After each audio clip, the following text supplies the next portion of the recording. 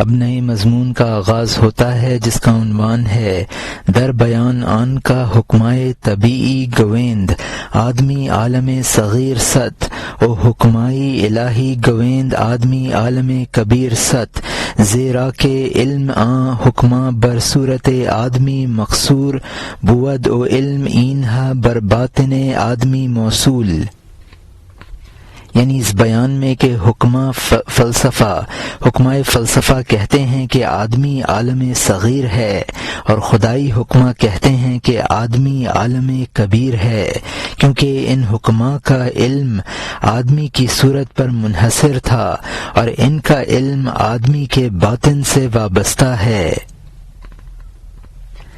صورت کے اعتبار سے تو چھوٹا جہان ہے، باطن کے اعتبار سے تو بڑا جہان ہے، بظاہر ٹہنی پھل کی جڑ ہے، حقیقتاً ٹہنی پھل کے لیے وجود میں آئی ہے۔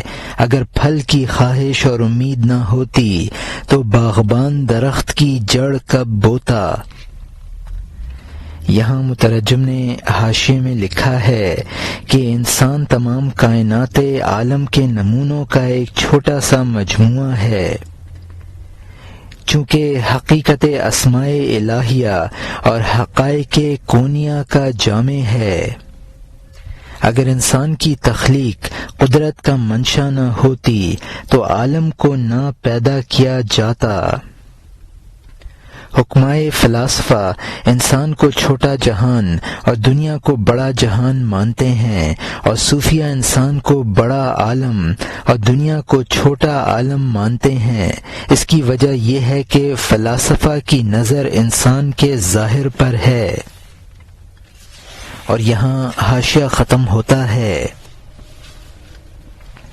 پس درخت حقیقتاً پھل سے پیدا ہوا ہے، اگرچہ بظاہر درخت سے اس کی پیدائش ہے۔ مصطفیٰ نے اسی لیے فرمایا ہے کہ حضرت آدم علیہ السلام اور انبیاء میرے پیچھے جھنڈے کے نیچے ہوں گے۔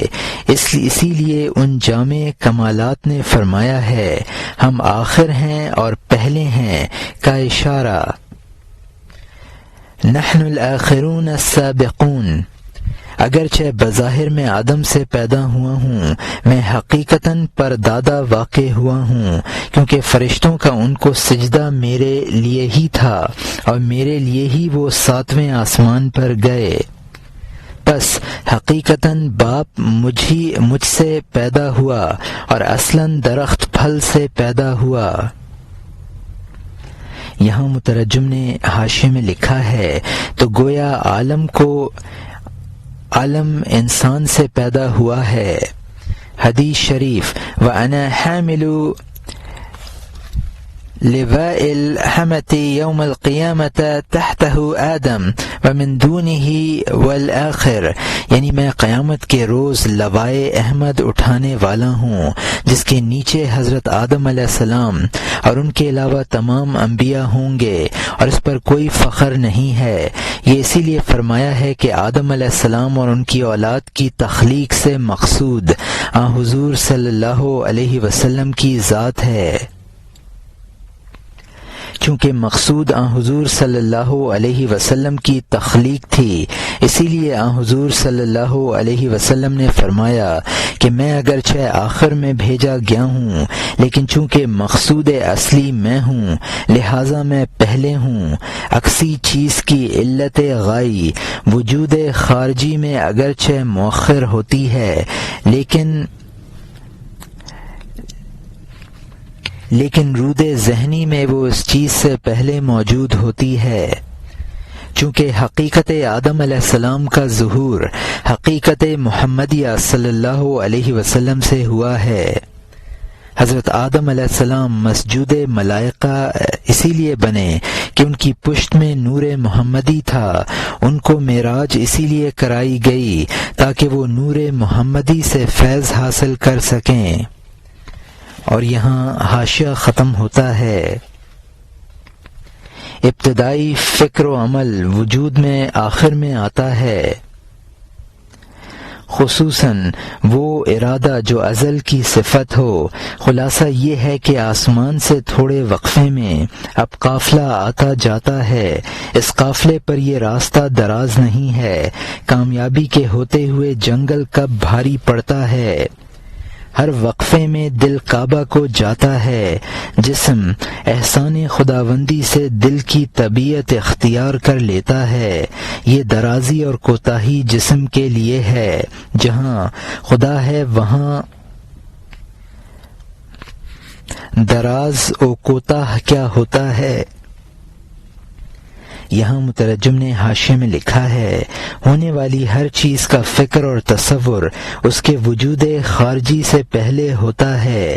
گھر رہنے کے لیے اور درخت پھل کے لیے وجود میں آتا ہے تو ان کے تصورات ان کے وجود خارجی سے پہلے ہوتے ہیں۔ یہاں سے مولانا رحمۃ اللہ علیہ نے پھر اس مضمون کی طرف رجوع کیا ہے کہ ذکر اور مشاہدہ کے فاصلے سے سالک کو گھبرانا نہ چاہیے۔ قدرت ان فاصلوں کو کم کر دیتی ہے۔ اگر کامیابی ہوتی ہے تو راہ کا فاصلہ اور دشواری معدوم ہو جاتی ہے۔ انسان کا دل ہزاروں میل کا فاصلہ طے کر کے کعبہ میں پہنچ جاتا ہے۔ اللہ کا کرم ہو تو جسم بھی دل کی رفتار اختیار کر لیتا ہے اور بزرگوں سے طی العرض کی کرامت ظاہر ہو جاتی ہے۔ راستے کی درازی اور کوتاہی جسم کے لیے ہے، روح کے لیے نہیں ہے۔ اور یہاں حاشیہ ختم ہوتا ہے۔ جب خدا نے جسم کو بدل دیا، اس کا چلنا بے فرسخ اور بے میل کر دیا، اب 100 امیدیں ہیں قدم بڑھا۔ عاشقوں کی طرح اے نوجوان باتیں بنانا چھوڑ دے۔ اگرچہ تو پلکیں جھپکا رہا ہے، تو کشتی میں سوتا ہوا سفر کر رہا ہے۔ یہاں مترجم نے حاشیے میں لکھا ہے کہ معراج میں انبیاء کے لیے یہی صورت پیش آتی ہے۔ فرسخ کا مطلب ہے 3 میل کا فاصلہ۔ مجاہدہ کرنے والے کو قیل و قال کو ترک کر کے عمل میں لگ جانا چاہیے۔ خدا سے امید ہے کہ وہ مشاہدہ کی منزل تک پہنچا دے گا۔ سالک بھی آنکھیں بند کر کے عمل کرے تو منزل تک پہنچ جاتا ہے۔ کشتی کا مطلب ہے انسان کشتی میں بیٹھا ہوا ہو تو اگر وہ سو بھی جائے تب بھی منزل تک پہنچ جائے گا۔ اور یہاں حاشیہ ختم ہوتا ہے۔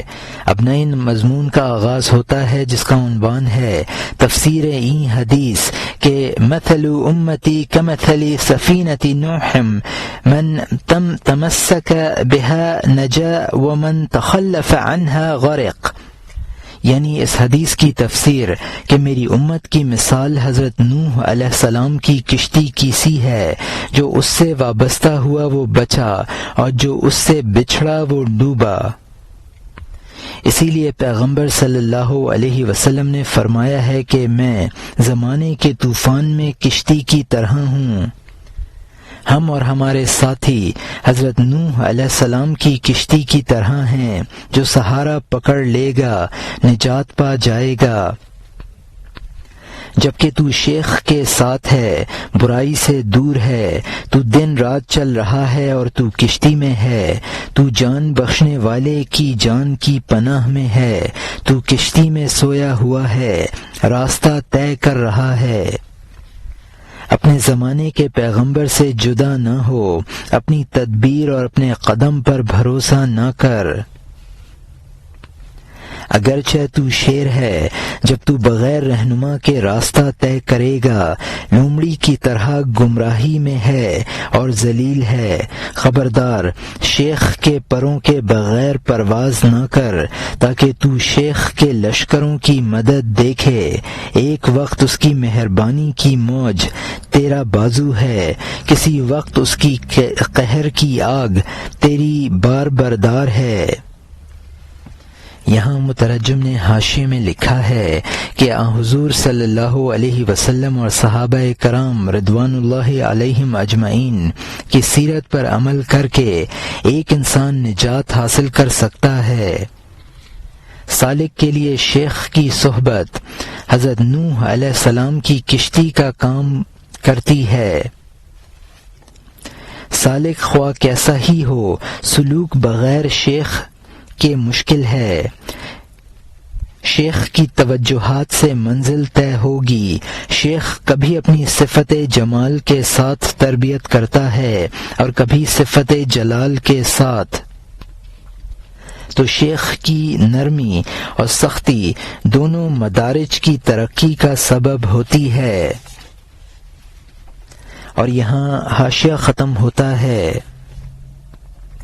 اس کے قہر کو اس کی مہر کی ضد نہ سمجھ، اثر میں دونوں کی یکسانیت دیکھ۔ ایک وقت میں وہ تجھے مٹی کی طرح سرسبز کر دیتا ہے، ایک وقت میں پرشوقت اور عالی قدر بنا دیتا ہے۔ سالک کے جسم کو مٹی کی خاصیت عطا کر دیتا ہے تاکہ اس پر پھول اور عمدہ گل سیوتی اگے، لیکن وہی اس کو دیکھتا ہے، اس کا غیر نہیں دیکھتا ہے۔ بہشت پاک مغز والے کے علاوہ کسی کو خوشبو نہیں دیتی ہے۔ دوست کے انکار سے دماغ کو خالی کر لے تاکہ تو دوست کے چمن سے خوشبو سونگھے۔ یہاں مترجم نے حاشیے میں لکھا ہے کہ شیخ کی محبت اور غصہ دونوں کے اثرات مرید کے لیے مفید ہیں، لہذا اثر کے اعتبار سے ایک دوسرے کی ضد نہیں ہیں۔ شیخ اپنے قہر سے مرید کو متواضع بناتا ہے اور اس میں اخلاق حسنہ کا سبزہ اگاتا ہے۔ مرید کی اس روحانی شادابی کو شیخ دیکھتا ہے۔ شیخ کے ساتھ بے اعتقادی فیض سے مانے ہے۔ اور یہاں حاشیہ ختم ہوتا ہے۔ تاکہ تو میرے دوست کے ذریعے بہشت کی خوشبو حاصل کرے، جیسا کہ حضور صلی اللہ علیہ وسلم نے یمن سے خدا کی خوشبو حاصل کی۔ اگر تو معراج والوں کی صف میں کھڑا ہو گیا، فنا تیرے لیے براق کی طرح پر پھیلا دے گی، گرد کی قمر تک کی معراج کی طرح نہیں، بلکہ نئے کے شکر بننے تک کی معراج کی طرح، دھوئیں کی آسمان کی معراج کی طرح نہیں، بلکہ پیٹ کے بچے کی عقل تک معراج کی طرح۔ یہاں مترجم نے حاشیے میں لکھا ہے، یہ حضرت اویس قرنی رحمۃ اللہ علیہ کے قصے کی طرف اشارہ ہے۔ حضرت اویس رحمۃ اللہ علیہ یمن میں رہتے تھے اور بڑے عاشق رسول تھے، لیکن بعض مجبوریوں کی وجہ سے حضور صلی اللہ علیہ وسلم کی خدمت میں حاضر نہ ہو سکے تھے۔ حضور صلی اللہ علیہ وسلم نے ارشاد فرمایا تھا، انی لأجد ریح الرحمن من قبل الیمن، یعنی میں یمن کی جانب سے خدا کی خوشبو سونگتا ہوں۔ یہ حضور صلی اللہ علیہ وسلم کا فرمان حضرت اویس رضی اللہ عنہ کی خوشبو کے بارے میں تھا۔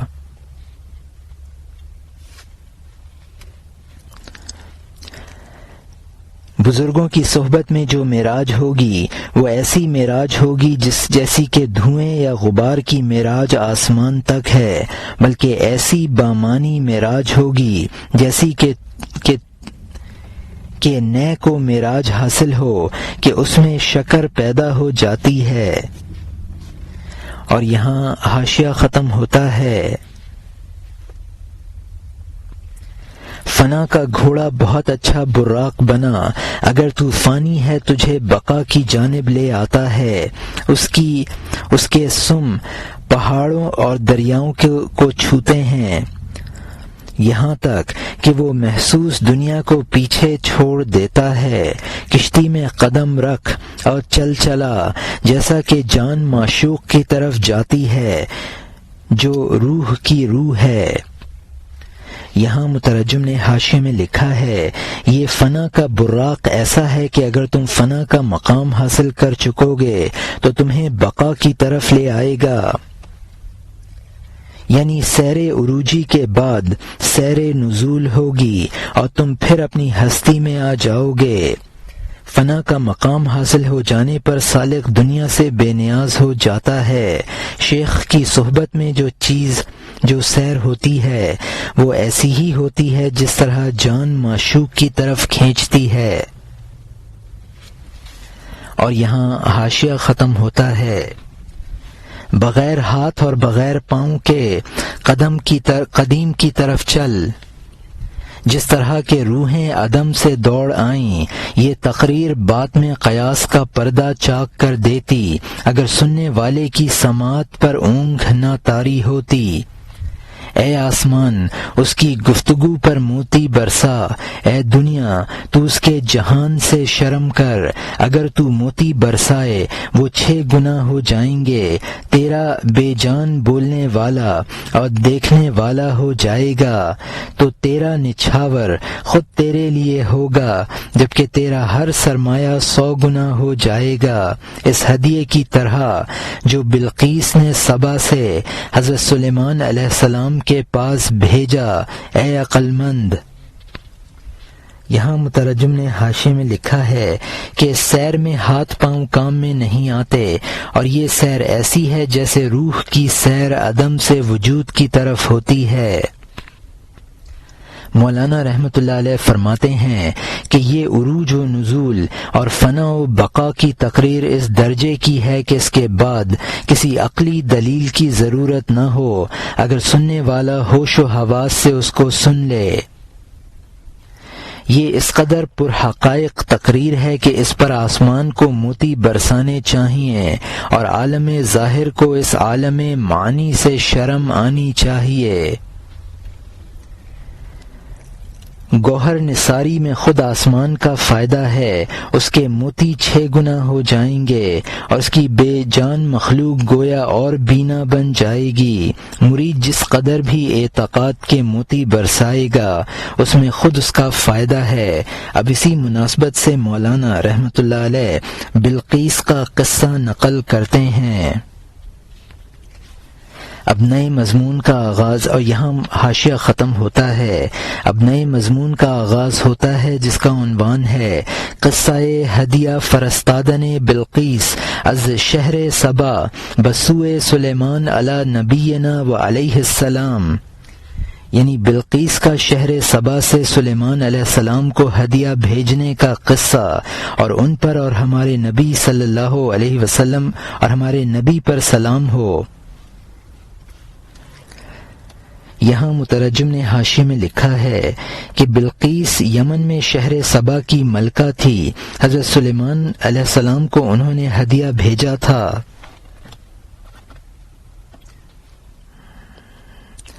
اور یہاں حاشیہ ختم ہوتا ہے۔ بلقیس کا ہدیہ 40 اونٹ تھے جن کا بوجھ سب سونے کی اینٹیں تھا۔ جب وہ قافلہ حضرت سلیمان علیہ السلام کے علاقے میں پہنچا اس کا تمام فرش خالص سونے کا دیکھا۔ 40 منزل تک سونے پر چلتا رہا، یہاں تک کہ اس کی نظر میں سونے کی وقت نہ رہی۔ انہوں نے بارہا کہا سونے کو واپس لے جائیں، خزانے میں ہم کس بیکار کام میں لگے ہیں۔ وہ علاقہ جس کی زمین خالص سونا ہے وہاں تحفہ میں سونا لے جانا بے وقوفی ہے۔ اے عقل کا ہدیہ اللہ کی جانب لے جانے والے، وہاں عقل راستے کی مٹی سے بھی کم ہے۔ جب تحفہ کا گھٹیا پن وہاں کھل گیا، شرمندگی نے ان کو واپس لوٹایا۔ پھر انہوں نے کہا گھٹیا پن اور بڑھیا پن سے ہمیں کیا، ہم تو حکم کے غلام ہیں، خواہ سونا ہے خواہ مٹی ہمیں لے جانا ہے، حاکم کا حکم بجا لانا ہے۔ اگر وہ حکم دیں کہ اس کو واپس لے جاؤ، حکم ہی سے تحفہ واپس لے آؤ۔ حکم اور فرمان کو سننا چاہیے، وہاں تک ہدیہ کو لے جانا چاہیے۔ ہدیے کے ساتھ تیزی سے روانہ ہو گئے اس شاہ جہاں کے تخت کی جانب۔ یہاں مترجم نے حاشیے میں لکھا ہے کہ اللہ کے معاملے میں عقلی باتیں ایسی ہی بیکار ہیں جیسا کہ حضرت بلقیس کا ہدیہ لانے والے شرمندہ ہوئے، انہوں نے ہدیہ واپس لے جانا چاہا، پھر انہوں نے آپس میں کہا ہمیں ہدیہ کے اچھے اور برے ہونے سے کوئی بحث نہ ہونی چاہیے، ہم تو حکم کے تابع ہیں، اگر حضرت سلیمان علیہ السلام قبول نہ کریں گے۔ اور یہاں حاشیہ ختم ہوتا ہے۔ جب حضرت سلیمان علیہ السلام نے وہ دیکھا ان کو ہنسی آئی، میں نے تم سے مزید ایمان کے علاوہ کب طلب کیا تھا؟ میں نے نہیں کہا کہ مجھے ہدیہ دو، بلکہ میں نے کہا کہ ہدیہ کے لائق بنو، کیونکہ میرے لیے غیب سے انوکھے ہدیے ہیں کہ انسان ان کی تمنا بھی نہیں کر سکتا۔ تم ستارے کو پوجتے ہو کیونکہ وہ سونا بناتا ہے، تم اس کی طرف رخ کرو جو ستارہ بناتا ہے۔ تم آسمان کے سورج کو پوجتے ہو، تم نے گراں قدر جان کو ذلیل کر دیا۔ یہاں مترجم نے حاشیے میں لکھا ہے حضرت سلیمان علیہ السلام اس مال کو دیکھ کر ہنسے اور فرمایا میں نے صرف ایمان طلب کیا ہے، مال طلب نہیں کیا ہے۔ حضرت سلیمان علیہ السلام نے فرمایا آتونی مسلمین، میرے پاس مسلمان ہو کر آ جاؤ، یعنی مسلمان ہو جاؤ گے تو ہدیہ دینے کے قابل بن جاؤ گے۔ میں دنیا کی دولت کے ہدیوں سے بے نیاز ہوں، خدا نے مجھے ایسی دولتیں عنایت کر دی ہیں کہ کوئی انسان حاصل کرنا تو درکنار ان کی آرزو بھی نہیں کر سکتا۔ سورج کی شعاؤں سے کانوں میں سونا بنتا ہے، اس لیے تم سورج کی پرستش کرتے ہو، تمہیں تو اس خدا کو پوجنا چاہیے جس نے سورج کو بنایا ہے۔ تمام کائنات اللہ تعالی نے انسان کے لیے بنائی ہے تو وہ انسان کی خادم ہے نہ کہ معبود۔ ایسی چیزوں کو پوجنا انسان کا اپنے آپ کو ذلیل کرنا ہے۔ اور یہاں حاشیہ ختم ہوتا ہے۔ سورج خدا کے حکم سے ہمارا باورچی ہے، میں اس کو خدا کہوں تو حماقت ہوگی۔ تیرا سورج گہن میں آ گیا تو کیا کرے گا؟ تو کیا کرے گا؟ تو اس کالک کو اس سے کیسے ہٹائے گا؟ کیا خدا کے دربار میں اس درد سر کو پیش نہ کرے گا کہ اس کالک کو دور کر دے، شعاع واپس کر دے؟ اگر تجھے آدھی رات میں قتل کریں، سورج کہاں ہے تاکہ تو اس سے فریاد کرے یا امان چاہے؟ حادثے عموماً رات میں ہوتے ہیں، اس وقت تیرا خدا غائب ہوتا ہے۔ اگر تو سچا ہے اللہ تعالی کی جانب جھکے تو ستاروں سے نجات پا جائے، محرم راز بن جائے۔ جب تو محرم بن جائے میں تیرے سامنے لب کشائی کروں گا تاکہ تو آدھی رات میں سورج دیکھ لے۔ یہ پاک روح کے سوا اس کا مشرق نہیں ہے، اس کے طلوع کے لیے دن رات کا فرق نہیں ہے۔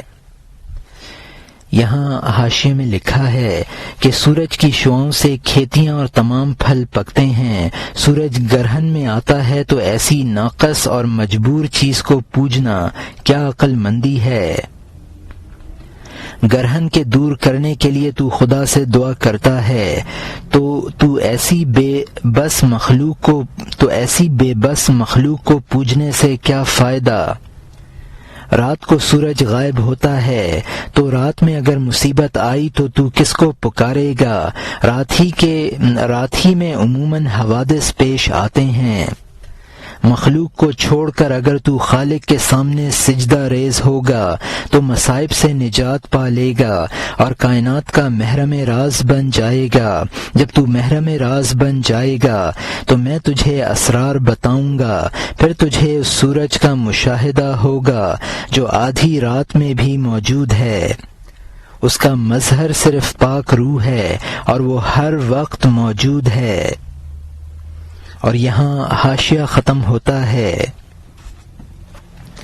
دن وہ ہوتا ہے جب وہ طلوع کر آئے، جب وہ چمکتا ہے رات رات نہیں رہتی ہے۔ جس طرح ذرہ سورج کے سامنے نظر آتا ہے، ان پاک تجلیوں میں سورج ایسا ہی ہوتا ہے۔ وہ سورج کے جب وہ چمکتا ہے آنکھیں اس کے سامنے خیرہ اور حیران ہو جاتی ہیں، تو عرش کے نور میں اس کو ذرہ جیسا دیکھے گا، عرش کے بے حد اور گھنے نور کے مقابلے میں۔ یہاں مترجم نے حاشیے میں لکھا ہے، دنیاوی دن کوئی چیز نہیں، دن تو وہ ہے جب وہ آفتاب حقیقت طلوع کرے، اگر وہ رات میں بھی تجلی ڈال دے تو رات رات نہیں رہتی۔ جس طرح دنیاوی سورج کے مقابلے میں ذرہ بے حقیقت ہے، اسی طرح آفتاب حقیقت کے مقابلے میں یہ سورج بے حقیقت ہے۔ یہ دنیاوی سورج جو نگاہوں کو خیرہ کرتا ہے، نور عرش کے مقابلے میں ذرہ اور خود مسکین اور ناپائیدار ہے۔ اور یہاں حاشیہ ختم ہوتا ہے، تو اس کو ذلیل اور مسکین اور نہ ٹھہرنے والا دیکھے گا۔ آنکھ کو اللہ تعالی کی جانب سے قوت حاصل ہو گئی ہے، وہ کیمیا جس کا ایک اثر ہے کہ دھوئیں پر پڑی اور وہ ستارہ بن گیا، وہ عجیب اکسیر کہ اس کی آدھی چمک تاریکی پر پڑی اس کو سورج بنا دیا، وہ کیمیا گر عجیب ہے کہ ایک عمل سے زحل ستارے میں اس قدر خاصیتیں پیدا کر دیں۔ بقیہ ستاروں اور جان کے جواہر کو اے طالب اسی پیمانے سے سمجھ لے۔ حسی آنکھ سورج سے مغلوب ہے، خدائی آنکھ تلاش کر اور حاصل کر لے تاکہ اس نظر کے سامنے مغلوب ہو جائیں چنگاریوں بھرے سورج کی شعاعیں، کیونکہ وہ نظر نوری اور یہ ناری ہوتی ہے، آگ نور کے سامنے بہت تاریک ہو جاتی ہے۔ یہاں مترجم نے حاشیے میں لکھا ہے کہ اس قدر شدید نور کو دیکھنے کی خدا طاقت عطا فرما دیتا ہے اور انسان اس کا مشاہدہ کر لیتا ہے۔ وہ آفتاب حقیقت ایسی کیمیا ہے کہ اس کے اثر سے دھواں سورج بن گیا۔ قرآن پاک میں مذکور ہے کہ ایک ماہ دھوئیں کی شکل میں تھا، ایک مادہ دھوئیں کی شکل میں تھا جس سے آسمان بنایا گیا ہے، تو ظاہر ہے اسی سے آسمانی کائنات بھی بنی ہے۔ یہ خدا کی کیمیا گری ہے کہ اس نے دھوئیں سے سورج بنا دیا۔ کنچ بنانے والا، چونکہ آسمان کانچ کی طرح صاف و شفاف ہے، اسی لیے یہاں لفظ میناگر سے اللہ تعالی کا استعارہ کیا ہے۔ یہ ستارہ زحل ستارہ سب ستاروں سے بلند 7ویں آسمان پر ہے۔ جس طرح آسمان اور سورج اللہ تعالی کی کاریگری سے بنے ہیں، اسی طرح روح کے موتیوں کو بھی سمجھ لو۔ جسمانی آنکھ تو اس سورج کو بھی نہیں دیکھ پاتی ہے، مشاہدہ حق کے لیے ربانی آنکھ کی ضرورت ہے۔ جسمانی آنکھ سورج سے مغلوب ہے، ربانی آنکھ سے سورج مغلوب ہو جاتا ہے۔ ربانی آنکھ نورانی ہے اور جسمانی آنکھ ناری ہے، نار نور کے بالمقابل تاریک ہو جاتی ہے۔ اور یہاں حاشیہ ختم ہوتا ہے، اب نئے مضمون کا آغاز ہوتا ہے جس کا عنوان ہے کرامات و نور شیخ عبداللہ مغربی قدس سرہ، یعنی شیخ عبداللہ مغربی قدس سرہ کا نور اور کرامات۔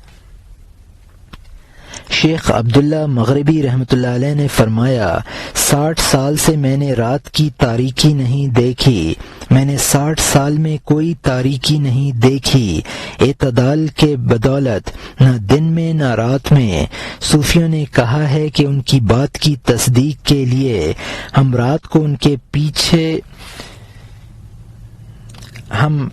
کے پیچھے چلے۔ یہاں مترجم نے حاشیے میں لکھا ہے، شیخ عبداللہ مغربی رحمۃ اللہ علیہ کی اس کرامت سے ربانی آنکھ کے حالات بیان کیے ہیں۔ اعتدال سے یہاں مراد روحانی اعتدال ہے۔ صوفیوں نے بیان کیا ہے کہ ان کو آزمانے کے لیے ہم آدھی رات میں ان کے پیچھے چل پڑے، اور یہاں حاشیہ ختم ہوتا ہے۔ گڑھوں اور کانٹوں اور بھرے جنگلوں میں وہ 14ویں کے چاند کی طرح ہم سے آگے تھے۔ رات میں منہ موڑے بغیر کہتے تھے، خبردار گڑھا آ گیا، بائیں جانب مڑ جا۔ پھر تھوڑی دیر کے بعد کہتے، دائیں جانب مڑ جا کیونکہ پاؤں کے نیچے کانٹا ہے۔ دن نکلے ہم ان کے پاؤں چومنے والے ہو گئے،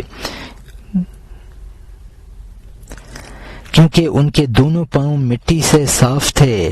دن نکلے ان کے پاؤں چومنے کی وجہ سے، ان کے پاؤں دلہن کے پاؤں کی طرح تھے۔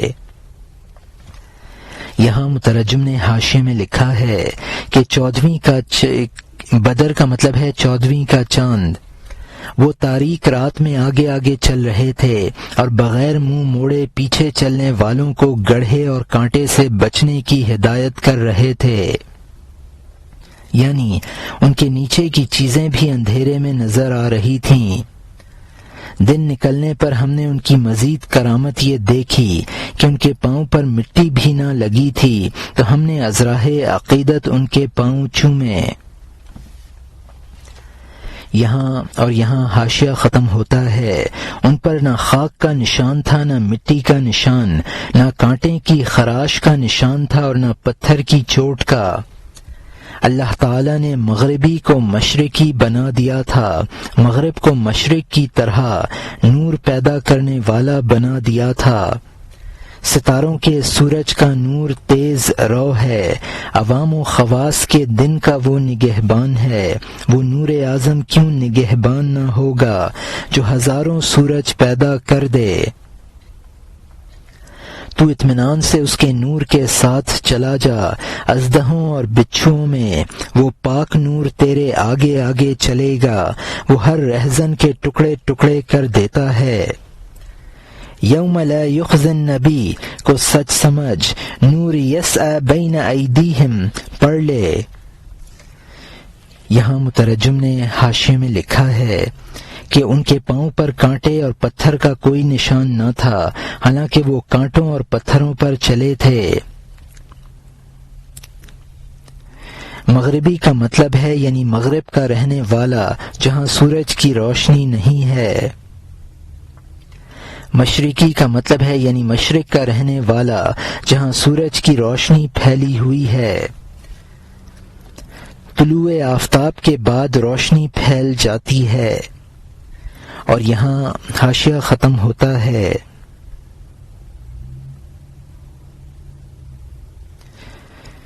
یہاں مترجم نے حاشیے میں لکھا ہے، خدائی نور سالک کے آگے آگے چلتا ہے، وہ اس کو مہلکات سے بچاتا ہے۔ قرآن پاک میں ہے، یوم لا یجزی اللہ النبی والذین آمنوا معه نورهم یسعی بین ایدیہم وبایمانہم یقولون ربنا اتمم لنا نورنا، یعنی یہ وہ دن ہوگا جب کہ اللہ پیغمبر کو اور ان لوگوں کو جو اس کے ساتھ ایمان لائے ہیں رسوا نہ کرے گا۔ ان کے ایمان کی روشنی ان کے آگے آگے اور ان کے دائیں بائیں چل رہی ہوگی۔ وہ دعائیں کرتے جاتے ہوں گے کہ اے ہمارے پروردگار، ہماری روشنی کو ہمارے لیے آخر دم تک قائم رکھ۔ اور یہاں حاشیہ ختم ہوتا ہے۔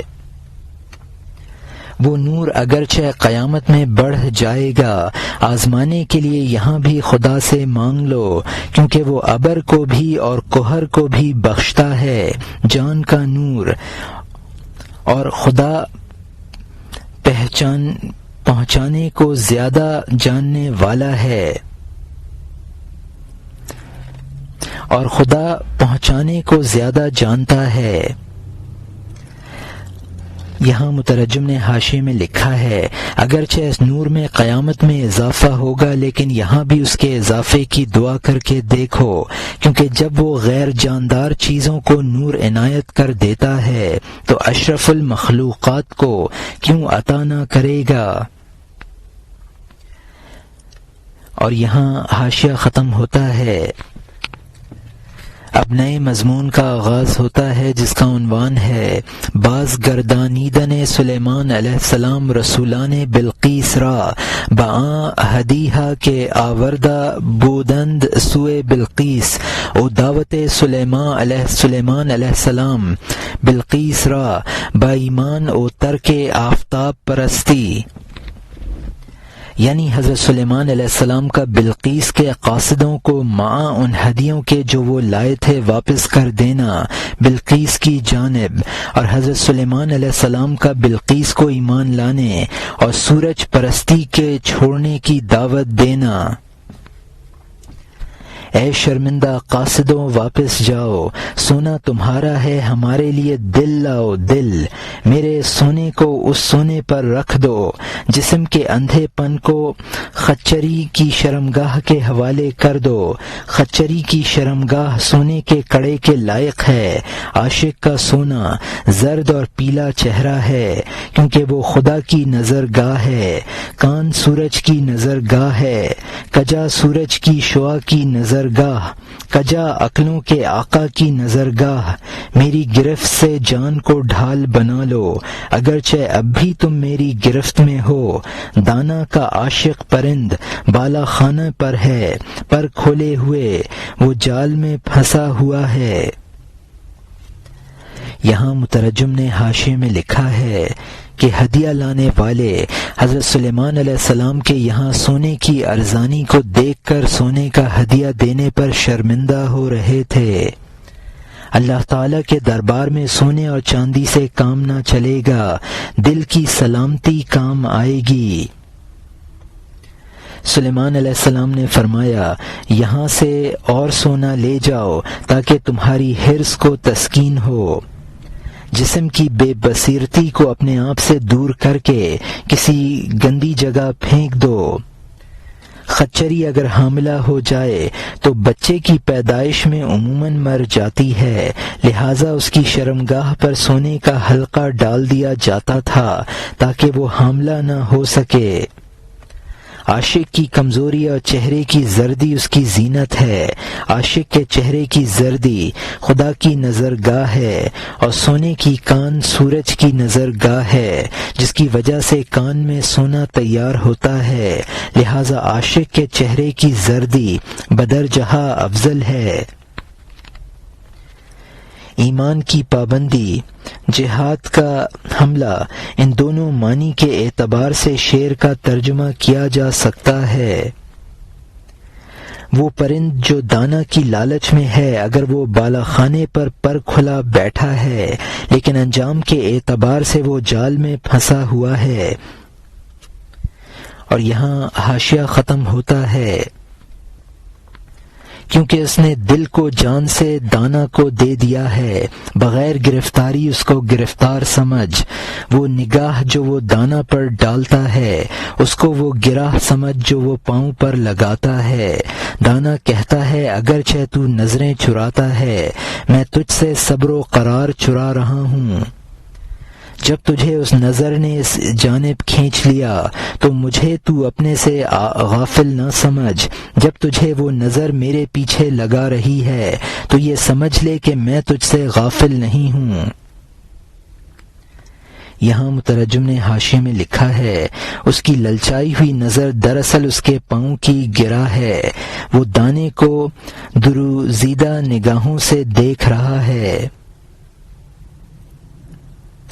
وہ دانا کو دزدیدہ نگاہوں سے دیکھ رہا ہے اور وہ دانا اس کے صبر و قرار کو چرا رہا ہے۔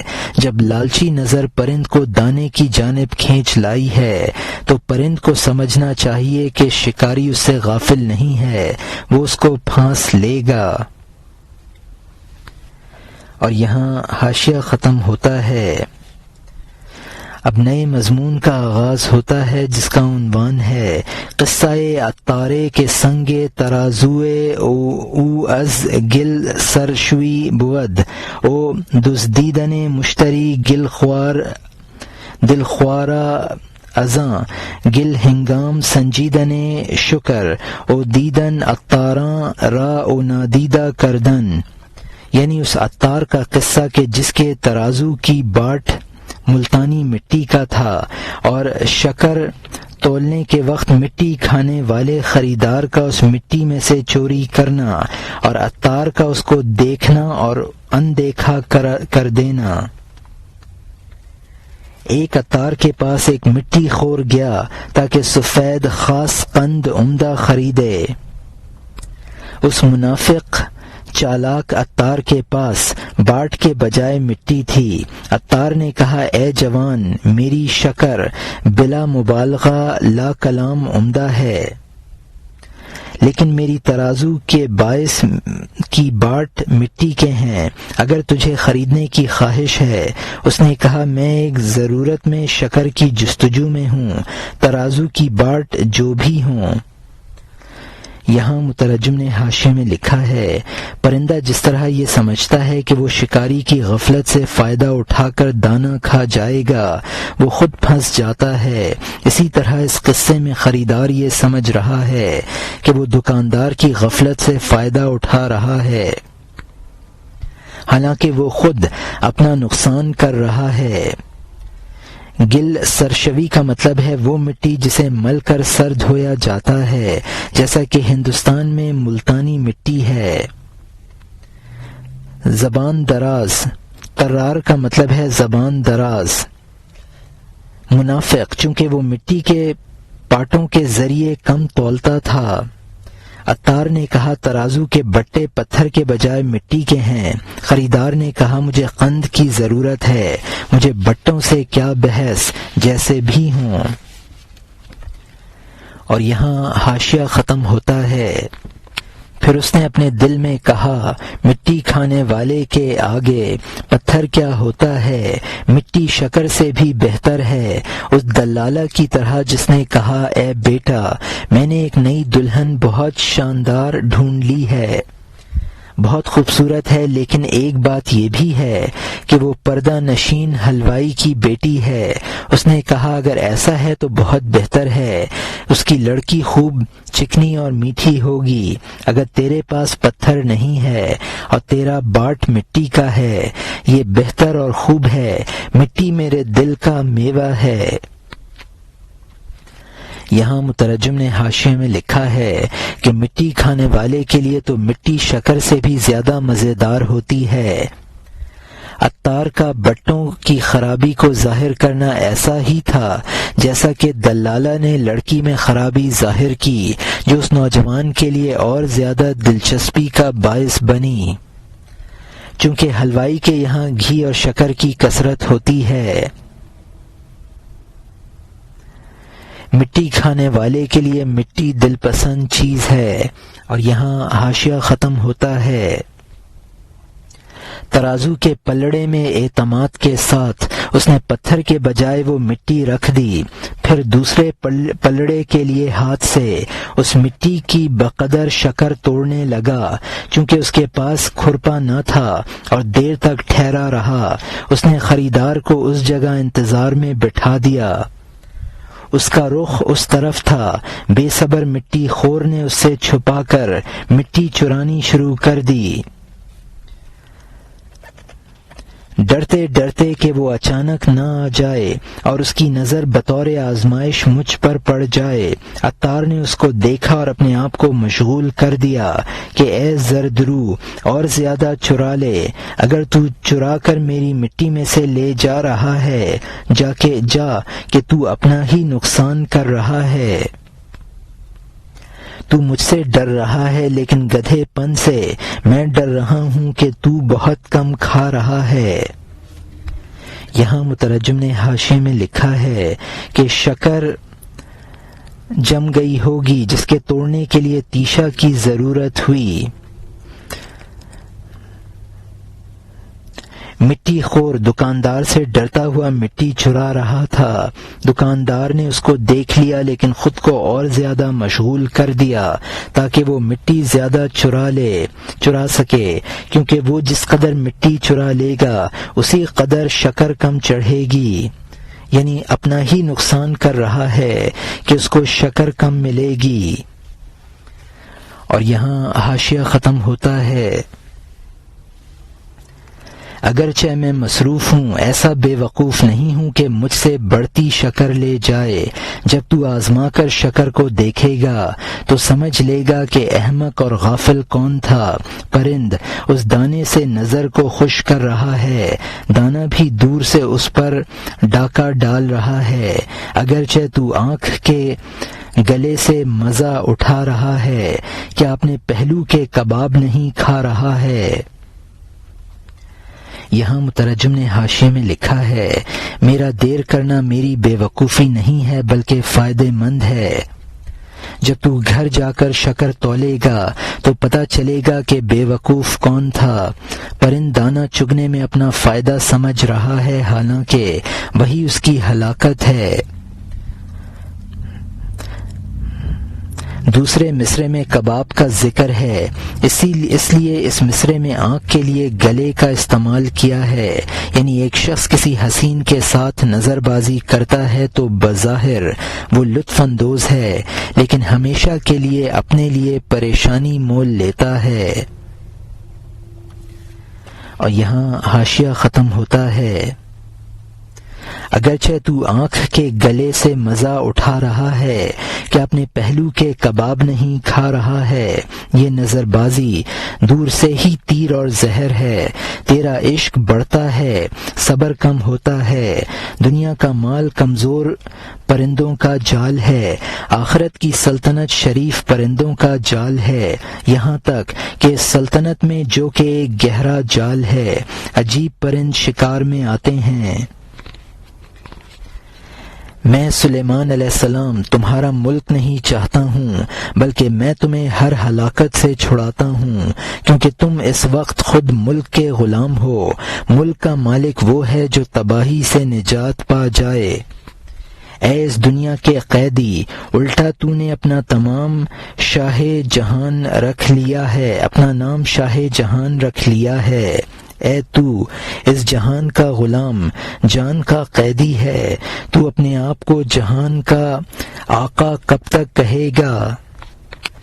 یہاں مترجم نے حاشیے میں لکھا ہے کہ نظر بازی کا تیر خود نظر باز کے لیے تیر سم ہے، وہ بھی زہریلا۔